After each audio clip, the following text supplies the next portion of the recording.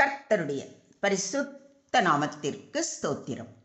இன்றைய நாளின் தியானத்திற்கென்று தெரிந்து கொள்ளப்பட்ட வேத வசனம் எபிரேயருக்கு எழுதின நிருபம் 2ஆம் அதிகாரம் 4ஆம் வசனம். எபிரேயர் 2:4. அடையாளங்களினாலும் அற்புதங்களினாலும் பலவிதமான பலத்த செய்கைகளினாலும் தம்முடைய சித்தத்தின்படி பகிர்ந்து கொடுத்த பரிசுத்த ஆவியின் வரங்களினாலும் தேவன் தாமே சாட்சி கொடுத்ததுமாய் இருக்கிற இவ்வளவு பெரிதான இரட்சிப்பை குறித்து நாம் கவலையற்றிருப்போமானால் தண்டனைக்கு எப்படி தப்பித்துக் கொள்வோம்? ஆமென். எபிரேயர் 2ஆம் அதிகாரத்தில் இயேசு கிறிஸ்துவின் மூலம் கிடைத்த இரட்சிப்பின் மகத்துவத்தை மிக தெளிவாக எடுத்துரைக்கப்பட்டிருக்கிறது.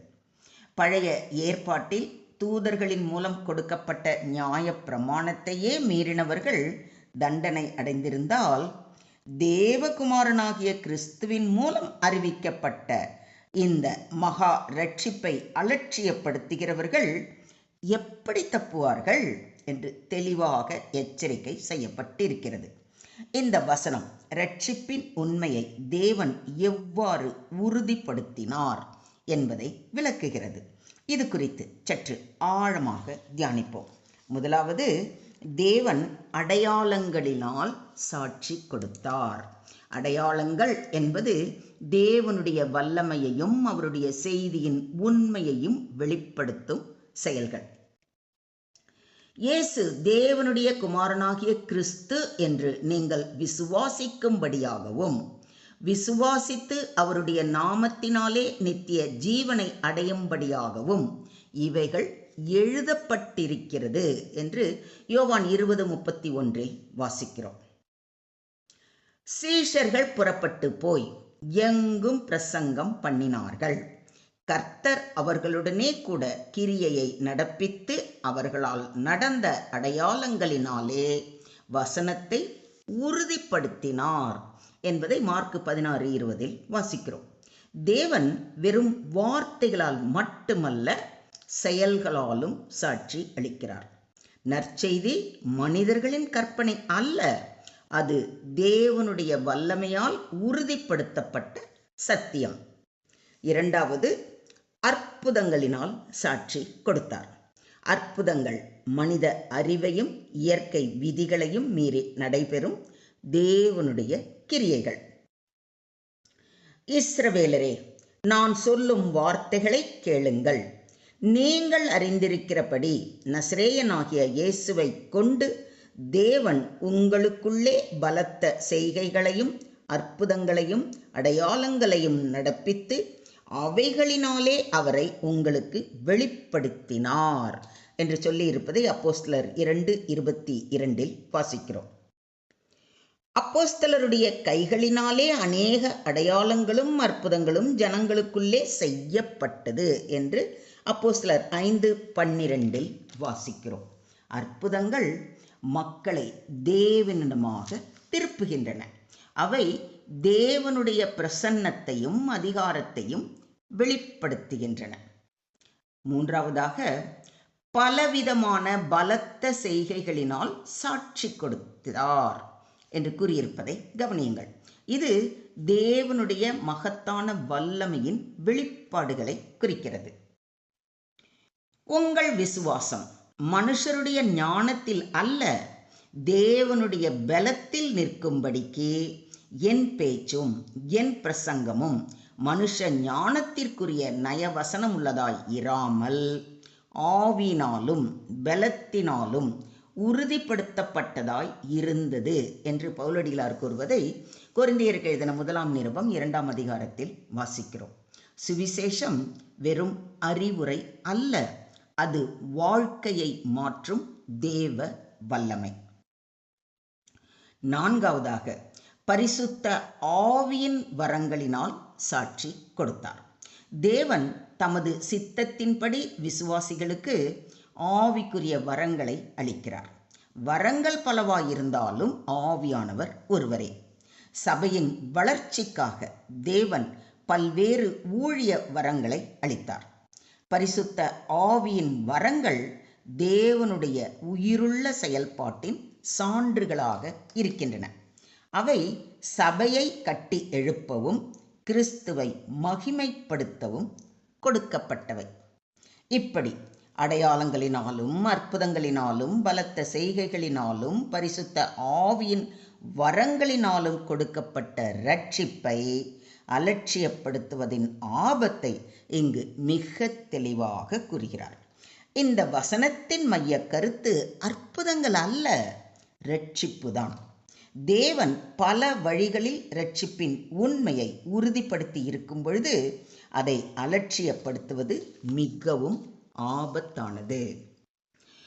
இவ்வளவு பெரிதான இரட்சிப்பை குறித்து நாம் கவலையற்றிருப்போமானால் தண்டனைக்கு எப்படி தப்பித்துக் கொள்வோம்? இதுதான் இன்று நம் முன் வைக்கப்பட்டிருக்கும் மிக பெரிய கேள்வி. இரட்சிப்பை நிராகரிப்பது ஒரு போதனையை நிராகரிப்பது அல்ல, இரட்சகராகிய கிறிஸ்துவையே நிராகரிப்பதாகும். இரட்சிப்பு தேவனால் அறிவிக்கப்பட்டது, அடையாளங்களால் உறுதிப்படுத்தப்பட்டது. இன்று இரட்சிப்பை ஏற்றுக்கொள்ளும் நாள். இன்றே, நாளைக்கு என்று ஒத்தி வைக்காதீர்கள். கர்த்தரிடம் திரும்பி வா என்று நம் ஒவ்வொருவருக்கும் அழைப்பு கொடுக்கப்படுகிறது. அந்த அழைப்பை ஏற்று அதன்படி நடக்க தயாராக இருக்கிறீர்களா? அப்படியானால் நாம் செய்ய வேண்டியது என்ன அப்படின்னு பார்த்தோம்னா, முதலாவது, தேவன் கொடுத்த இரட்சிப்பை மதிக்க வேண்டும். 2, சுவிசேஷத்தை அலட்சியப்படுத்தக்கூடாது. 3, பரிசுத்த ஆவியின் செயல்பாட்டிற்கு இடமளிக்க வேண்டும். 4, தேவனுடைய சாட்சிகளை நினைவில் வைத்திருக்க வேண்டும். 5, இரட்சிப்பின் செய்தியை மற்றவர்களுக்கும் அறிவிக்க வேண்டும். என்ன, ஆயத்தமா?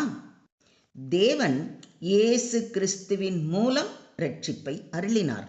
அது மட்டுமல்லாமல் அடையாளங்கள், அற்புதங்கள், வல்லமையான செயல்கள் மற்றும் பரிசுத்த ஆவியின் வரங்கள் மூலமாக அதன் உண்மையை உறுதிப்படுத்தினார். இவ்வளவு தெளிவாக சாட்சி அளிக்கப்பட்ட இரட்சிப்பை நாம் அலட்சியப்படுத்தாமல் நன்றியோடும் விசுவாசத்தோடும் பற்றிக்கொள்வோம். என்ன, பற்றிக்கொள்வோமா? Today's verse teaches that God confirmed the message of salvation through signs, wonders, miracles, and the gifts of Holy Spirit. Since God Himself has testified to the truth of the gospel, ignoring such a great salvation is a serious matter. The passage reminds believers to value God's gift of salvation, respond in faith, and live under the guidance of the Holy Spirit. Salvation is not merely a message to hear, but a gift to receive and cherish. God has confirmed the gospel through His power and spirit. Therefore, never neglect the great salvation offered through Jesus Christ. Do you agree with this? ஸ்தோத்திரம் ஆண்டவரே, ஸ்தோத்திரம் கர்த்தாவே, ஸ்தோத்திரம் ஸ்தோத்திரம் ஸ்தோத்திரம். அன்பின் பரலோக பிதாவே, நீர் அருளிய இவ்வளவு பெரிதான இரட்சிப்பிற்காக உமக்கு ஸ்தோத்திரம் செலுத்துகிறோம் அப்பா. உமது குமாரனாகிய இயேசு கிறிஸ்துவின் மூலம் எங்களுக்கு இரட்சிப்பை வழங்கினதற்காக கொடான கொடி நன்றிகளை ஏறெடுக்கிறோம் ஆண்டவரே. கர்த்தாவே, இந்த மகத்தான கிருபையை அலட்சியப்படுத்தாத இருதயத்தை எங்களுக்கு தாரும். உமது வார்த்தையில் நிலைத்திருக்கவும் பரிசுத்த ஆவியின் வழி நடத்துதலுக்கு கீழ்ப்படியவும் எங்களுக்கு உதவி செய்ய வேண்டுகிறோம். எங்கள் வாழ்க்கை உமது இரட்சிப்பின் சாட்சியாக இருக்கட்டும். இன்னும் உம்மை அறியாதவர்களும் உம்மிடத்தில் திரும்பி இரட்சிப்பை பெற கிருபை செய்ய வேண்டுகிறோம். எங்கள் வாழ்க்கை அவர்களுக்கு சாட்சியாக இருக்க வேண்டி எங்களை முற்றிலுமாக தாழ்த்தி உம்முடைய கரங்களிலே ஒப்பு கொடுக்கிறோம்.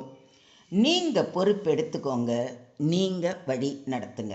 சகல துதி கன மகிமை யாவையும் ஒருவருக்கே செலுத்துகிறோம்.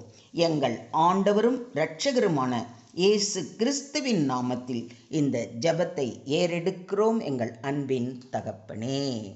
ஆமென்.